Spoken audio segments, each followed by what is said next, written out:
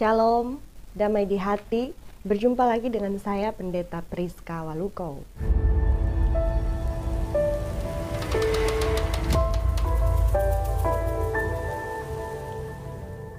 Terpujilah Yesus Kristus, Tuhan dan Juru Selamat kita, Sang Putra Natal, yang telah menghentar kita ada dalam masa raya Advent.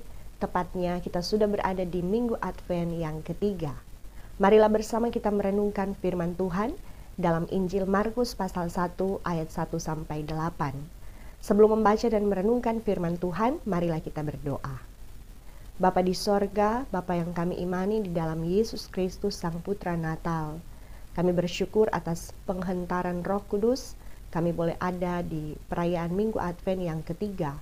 Kami rindu untuk boleh membaca dan merenungkan firman dalam persiapan kami menyambut Natal Yesus Kristus.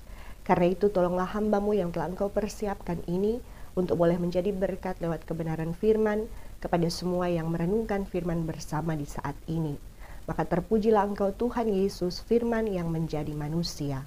Amin. Markus 1 ayat 1-8 oleh Lembaga Alkitab Indonesia memberi judul Yohanes Pembaptis. Inilah permulaan Injil tentang Yesus Kristus, Anak Allah.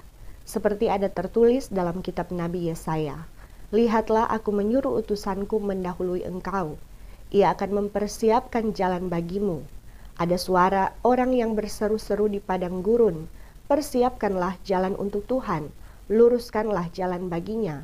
Demikianlah Yohanes Pembaptis tampil di padang gurun dan menyerukan, "Bertobatlah dan berilah dirimu dibaptis, dan Allah akan mengampuni dosamu." Lalu datanglah kepadanya orang-orang dari seluruh daerah Yudea dan semua penduduk Yerusalem, dan sambil mengaku dosanya mereka dibaptis di sungai Yordan. Yohanes memakai jubah bulu unta dan ikat pinggang kulit, dan makanannya belalang dan madu hutan.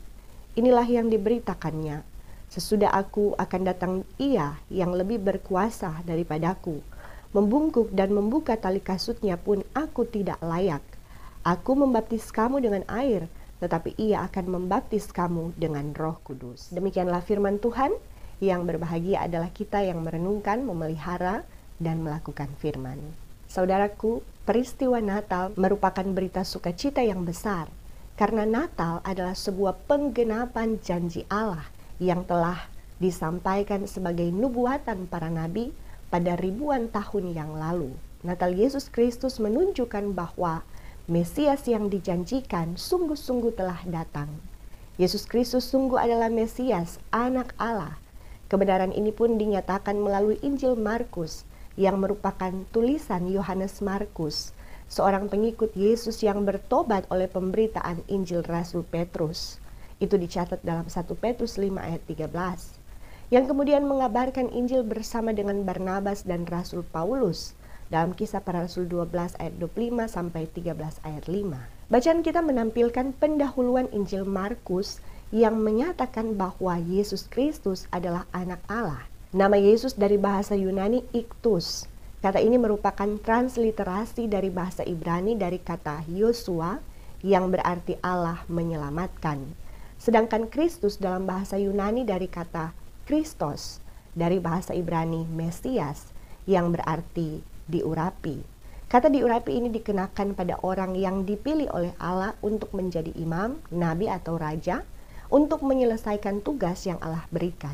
Pada zaman Markus menulis Injil ini, tepatnya abad pertama Masehi, konteks yang terjadi adalah orang Yahudi sedang ada di bawah kekuasaan bangsa Yunani lewat pemerintahan Roma. Artinya mereka adalah orang non-Yahudi. Sehingga bangsa Yahudi sangat berharap akan datangnya Mesias, yakni orang yang dipilih Allah untuk menyelamatkan mereka dari kekuasaan non-Yahudi. Tetapi dalam konsep pemikiran mereka, keselamatan yang diharapkan adalah keselamatan secara militer, yakni bangsa mengalahkan bangsa. Mesias yang diharapkan oleh kaum Yahudi adalah sosok raja hebat yang dapat mengalahkan kekuasaan Kaisar Romawi yang saat itu berkuasa. Namun pada kenyataannya Mesias yang datang, raja yang diharapkan, terkesan tidak sesuai dengan ciri-ciri raja yang hebat secara kerajaan, kemegahan, dan kejayaan. Karena Yesus Kristus hadir dalam sosok bayi mungil tanpa daya. Lahir di kandang binatang, lahir dari keluarga kecil yakni seorang perempuan muda, Maria dan Yusuf si tukang kayu. Bagi orang Yahudi, kehadiran Mesias tidak sesuai antara realita dan ekspektasi. Sehingga banyak orang Yahudi yang jelas-jelas menolak Yesus sebagai Mesias. Namun apa yang dinubuatkan dalam perjanjian lama justru telah sesuai dengan apa yang terjadi dalam Yesus. Bahwa benar ia dilahirkan dari seorang perempuan muda, Yesaya 7 ayat 14. Ia lahir dari keturunan Daud, Lukas 1 ayat 27. Ia lahir di Betlehem, Mika 5 ayat 1. Raja-raja akan membawa persembahan dan menyembahnya, Mazmur 72 ayat 10-11. Ia kemudian akan menyingkir ke Mesir, Hosea 11 ayat 1, dan masih banyak lagi nubuatan tergenapi di dalam dan melalui Yesus Kristus. Bahkan di masa dewasa Yesus, sebelum ia memulai misi keselamatannya, telah dinubuatkan kehadiran utusan Allah yang akan mendahului Yesus untuk mempersiapkan jalan baginya, sebagaimana yang tertulis dalam bacaan kita di saat ini. Yohanes Pembaptis adalah utusan Allah yang telah dinubuatkan oleh Nabi Yesaya. Yohanes Pembaptis mendahului Yesus sebagaimana seorang prajurit atau ajudan raja yang mengumumkan dan mempersiapkan segala sesuatu untuk menyambut kedatangan sang raja. Dia mendahului raja pertama-tama untuk mempersiapkan rakyat atau umat menyambut sang raja. Karena itu mari kita lihat bagaimana cara Yohanes Pembaptis mempersiapkan umat untuk menyambut sang raja. Yang pertama, menyerukan berita pertobatan dan pembaptisan. Untuk menerima anugerah keselamatan, orang diarahkan oleh Yohanes Pembaptis untuk menyadari dosa dan bertobat, berbalik membelakangi dosa dan menghadap kepada Tuhan. Yohanes mengibaratkan hati manusia sebagai jalan yang harus dipersiapkan dan diluruskan untuk menyambut kedatangan Tuhan. Karena hati merupakan pusat kemudi hidup manusia. Karena itu dalam menyambut kedatangan Tuhan, hati manusia harus dipersiapkan. Hati yang cemar harus dibersihkan, hati yang bengkok harus diluruskan, hati yang tinggi harus direndahkan, dan berbagai penyakit hati harus disembuhkan. Jika sudah ada kesadaran akan dosa, pengakuan dosa, barulah seseorang berlayak menerima anugerah keselamatan. Baptisan Yohanes di Sungai Yordan menyimbolkan penyerahan diri sepenuhnya untuk dibersihkan dan menerima anugerah Tuhan. Hal ini tentu sulit diterima oleh kaum Yahudi yang sudah biasa membersihkan diri sendiri dengan air dalam ritual keagamaan mereka. Sebagaimana yang catat dalam Imamat 11 ayat 32, 14 ayat 6, 15 ayat 5. Bahkan ritual membersihkan diri ini mereka lakukan setiap hari dengan cara membenamkan diri ke dalam air sebagai bukti tekad mereka untuk hidup sesuai dengan hukum Taurat. Namun Yohanes menyerukan agar berilah dirimu dibaptis. Yohanes yang akan membaptis, menunjukkan bahwa manusia tidak mampu membersihkan dosanya sendiri tanpa anugerah Tuhan dalam mengampuni dosa. Dan manusia butuh perantara untuk menerima pengampunan dosa. Demikianlah ada begitu banyak orang dari Yudea dan Yerusalem yang meresponi seruan Yohanes yang kemudian mengaku dosa, bertobat dan memberi diri dibaptis. Yang kedua, tampil dengan penampilan yang berbeda dari pemimpin agama saat itu. Yohanes tampil dengan pakaian dan makanan yang terkesan sederhana. Pakaian bulu unta kebanyakan dipakai oleh orang di perkampungan wilayah Israel. Meski kainnya kasar tetapi kuat dan tahan lama. Belalang adalah jenis buah, dan madu hutan adalah makanan yang lazim di Timur Tengah. Pakaian dan makanan ini menjadi simbol kekuatan dan kerendahan seorang utusan yang kuat dan tahan banting. Sedangkan makanannya menunjukkan bahwa tujuan utama sebagai utusan adalah menyampaikan firman Tuhan sebagai pesan yang harus disampaikan. Berbeda dengan para pemimpin agama Yahudi saat itu, yang sering memakai jubah-jubah yang megah dan terlihat saleh hanya untuk menutupi maksud dan tujuan jahat mereka. Sebagaimana kecaman Tuhan Yesus dalam Matius 23 ayat 25-26. Celakalah kamu hai ahli-ahli Taurat dan orang-orang Farisi, hai kamu orang-orang munafik, sebab kamu sama seperti kuburan yang dilabur putih, yang sebelah luarnya memang bersih tampaknya, tetapi yang sebelah dalamnya penuh tulang belulang dan pelbagai jenis kotoran. Demikian jugalah kamu, di sebelah luar kamu tampaknya benar di mata orang, tetapi di sebelah dalam kamu penuh kemunafikan dan kedurjanaan. Yang ketiga, beritakan Yesus bukan diri sendiri. Yohanes tegas dengan tujuan kedatangannya ke dalam dunia, bahwa ia hanya akan mempersiapkan jalan bagi kedatangan sosok yang utama, yang dia akui lebih berkuasa darinya. Yohanes sama sekali tidak lupa diri, kendati saat itu ia begitu dieluh-elukan dan sangat terkenal, juga banyak pengikutnya. Malahan ia berkata, sesudah aku akan datang ia yang lebih berkuasa daripadaku. Membungkuk dan membuka tali kasutnya pun aku tidak layak. Bahkan Yohanes menyatakan, baptisan yang ia lakukan tidak sebanding dengan baptisan yang akan Yesus berikan untuk menebus manusia, yang menunjukkan pada peristiwa penyaliban Yesus untuk menebus manusia berdosa.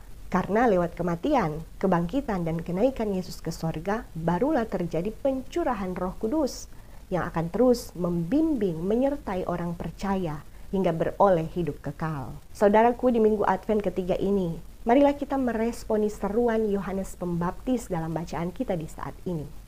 Kita meneladani Yohanes Pembaptis dalam menjalani kehidupannya, terlebih dalam melaksanakan tugas pelayanan sebagai utusan Tuhan. Mari, jika kita dipercayakan tugas sebagai utusan Tuhan, sebagai pelayan khusus atau siapapun kita dalam pekerjaan di ladang Tuhan, tetaplah melayani dengan berani menyampaikan kebenaran, kuat menghadapi berbagai tantangan dan hambatan, tetap lurus dalam motivasi melayani, yakni tidak lain hanya untuk menyampaikan firman kebenaran, bukan karena ingin dihormati, disanjung, apalagi untuk meraih materi. Terlebih tetap rendah hati jika melalui pelayanan kita banyak orang menjadi percaya dan bertobat. Ingat, itu bukan karena kehebatan kita, tetapi karena pekerjaan Roh Kudus, baik di dalam kita, tetapi juga di dalam diri orang yang kita layani, sehingga ia mampu meresponi firman dan bertobat. Muliakan Tuhan Yesus dalam pelayanan kita, sebagaimana prinsip Rasul Yohanes, Yesus harus makin besar, tetapi aku harus makin kecil. Saudaraku, sudahkah hati kita siap untuk menyambut kehadiran Tuhan Yesus dalam perayaan Natal di tahun ini? Terlebih dalam menyambut kedatangan Tuhan Yesus kembali sebagai Tuhan, Raja, dan Hakim yang adil?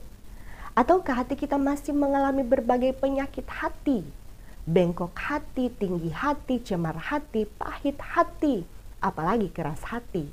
Jika demikian keadaan kita, mari kita mencurahkan isi hati kita kepada Tuhan dalam setiap pengakuan dosa kita di hadapan-Nya. Jika oleh semua penyakit hati yang selama ini menguasai kita, kemudian kita mendapati hati kita dipenuhi penyesalan sampai hati kita hancur sekalipun. Ingat firman Tuhan berkata, korban sembelihan kepada Allah ialah jiwa yang hancur. Hati yang patah dan remuk tidak akan kau pandang hina, ya Allah. Mazmur 51 ayat 17. Tidak ada dosa yang terlalu besar untuk diampuni Tuhan jika kita sungguh-sungguh mau bertobat. Di dalam anugerah keselamatan lewat kematian Yesus di kayu salib, percayalah, kita telah dilahirbarukan. Kita telah dibersihkan sama sekali dari dosa-dosa kita. Selanjutnya kita hanya harus mempersembahkan hidup kita seutuhnya untuk Tuhan pakai memuliakan nama-Nya, menjadi berkat, jadi teladan, hidup dalam kebaikan dan kebenaran, mulai dari dalam keluarga kita masing-masing, di tempat bekerja, dalam hidup berjemaat dan bermasyarakat. Sehingga perayaan Natal di tahun ini bukan sekedar seremoni tanpa makna, tetapi melalui kita yang hatinya telah dipersiapkan dengan setiap firman Tuhan, hidup yang telah diubahkan oleh Roh Kudus, kita memberikan persembahan yang menyenangkan Tuhan. Persembahkan hati dan hidup yang bersih kepada Tuhan. Dengan demikianlah kita akan mengalami indahnya Natal yang dipenuhi kasih Tuhan Yesus dalam suasana penuh sukacita dan damai sejahtera. Selamat menjalani Minggu Advent yang ketiga. Terpujilah Kristus. Terimalah berkat Tuhan. Tuhan akan menjaga keluar masukmu dari sekarang dan sampai selama-lamanya. Amin. Sampai jumpa saudara.